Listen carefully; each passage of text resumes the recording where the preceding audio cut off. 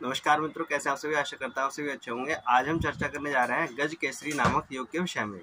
गज केसरी नामक, सबसे पहले मैं आपको बता दूं, अप्रैल में जो अभी 2022 का जो अप्रैल चल रहा है, इसमें 6 ग्रह परिवर्तित हो चुके हैं और 6 ग्रहों के परिवर्तित होने से बहुत सारा धन हानि और मान हानि का संकेत बना हुआ है। चारों तरफ अफरा तफरी मची रहेगी क्योंकि इस समय पर राहु मेष राशि में विराजमान है और लेकिन बृहस्पति अच्छा चल रहा है, तो लौट फेर करके अर्थव्यवस्था तो अच्छी रहेगी, बाकी चीज़ उथल पुथल हो सकती है, बड़ी उपद्रवों की होने की संभावना है।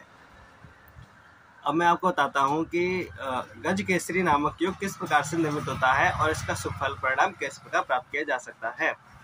यदि आपकी जन्म पत्रिका में बृहस्पति ग्रह शुभ ग्रहों से संबंधित रखता है, यानी बृहस्पति ग्रह या तो स्वयं ही उच्च राशि का हो, कर्क राशि का हो, या स्वयं की राशि का हो, धनु राशि का हो, मीन राशि का हो, तो ये शुभ ग्रह आपकी जन्म पत्रिका में होगा।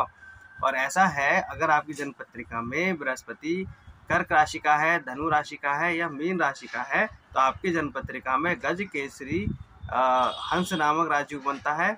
और यदि इसके साथ चंद्रमा विराजमान हो जाए तो उसे गज केसरी नामक राजयोग कहते हैं।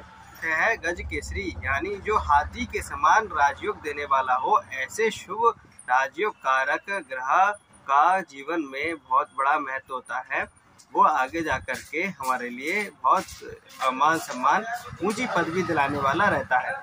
आप देखेंगे कि ऐसे लोगों की जन्म पत्रिका में, जिन लोगों की जन्म पत्रिका में ऐसे योग हैं, उन लोगों को अगर वो बिल्कुल 1 रुपए से व्यवसाय शुरू करते हैं तो उनका व्यवसाय करोड़ों अरबों रुपए तक पहुंच जाता है। यदि उनके पास एक छोटी सी नौकरी होती है चपरासी की ही, तो देखते हैं कि वो एक बहुत बड़ा बिजनेसमैन बन जाता है और उस नौकरी से वो बहुत ज़्यादा बड़ी पोस्ट हासिल कर लेता है। वो जहाँ भी निवेश करेगा उसका निवेश सफलता दिलाने वाला होगा। ये बात सच्ची है कि गज केसरी नामक राजयोग जिसके पास भी होगा उसे बहुत सरकारी पद प्रतिष्ठा मिलती हुई नजर आएगी। जैसे कि हेमा मालिनी के आप जन्म कुंडली को देखेंगे तो उसमें भी आपको गज केसरी नामक राजयोग दिखाई देगा। अब मैं आपको बताता हूँ कि जिन लोगों की कुंडली में गज केसरी योग है लेकिन फिर भी उनका कुछ भला नहीं हो पा रहा है, तो उसका कारण क्या है?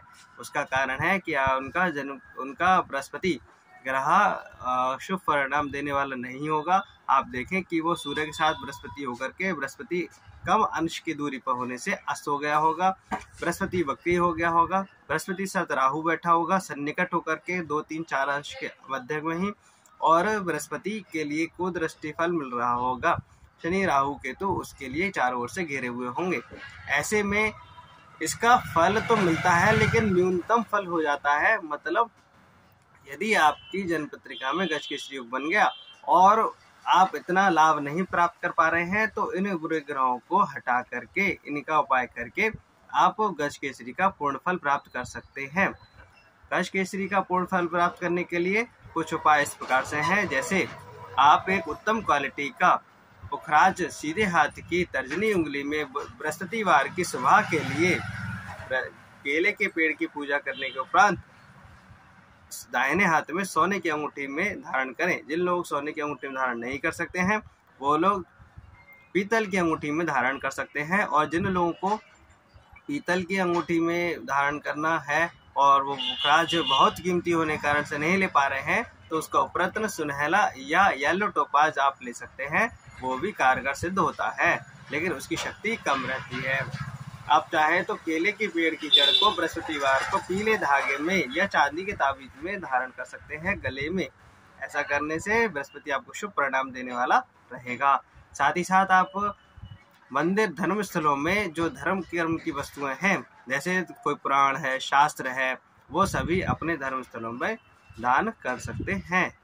और जिन लोगों के लिए बृहस्पति और अच्छा करना हो, वो पीली दाल के लिए तांबे के या पीतल के लोटे में भरकर पीले वस्त्र के साथ उसे भेंट करें किसी भी मंदिर में जाकर के। पीतल का हो तो ज़्यादा शुभ माना जाएगा। इसी प्रकार से यदि आप देखें तो गज केसरी योग को पूर्ण फलित करने के लिए आपको 5 मुखी रुद्राक्ष माला में, छोटे दाने की 5 मुखी रुद्राक्ष माला में आपको एक 2 मुखी रुद्राक्ष आपको धारण करके गले में पहनना चाहिए। ऐसा करने से आपको बहुत ज़्यादा लाभ मिलेगा। जन्म पत्रिका में बहुत सारे शुभ योग होते हैं, बहुत सारे अशुभ योग होते हैं। जिन कुंडली में हमें अशुभ योग दिखाई देते हैं, जिन कुंडली में हमें लगता है कि ये अशुभ है, लेकिन वो भी कभी कभी अशुभता नहीं देते, क्योंकि कुछ ग्रह उनकी काट कर रहे होते हैं। और जो हमें लगता है अच्छे ग्रह हैं और फलित क्यों नहीं हो रहे, तो उसका कारण है कि आप उन ग्रहों को देख नहीं पा रहे कि वो ग्रह शुभ परिणाम देने में इसलिए असफल है क्योंकि पाप ग्रह घेरे हुए रहते हैं। इसलिए सटीक जन्म पत्रिका के विश्लेषण के लिए आपको किसी योग्य व्यक्ति से संपर्क करना चाहिए।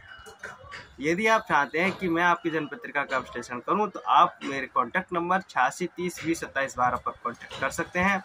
आप हमारी वेबसाइट पर भी विजिट कर सकते हैं www.ankurji.com ankurji.com पर। वहाँ पर आपको दुर्लभ से दुर्लभ सामग्री भी आपको वहाँ प्राप्त हो जाएगी। मित्रों, आज के लिए इतना ही। फिर उपस्थित होंगे आपके लिए बहुत अच्छी जानकारी लेकर। तब तक के लिए धन्यवाद।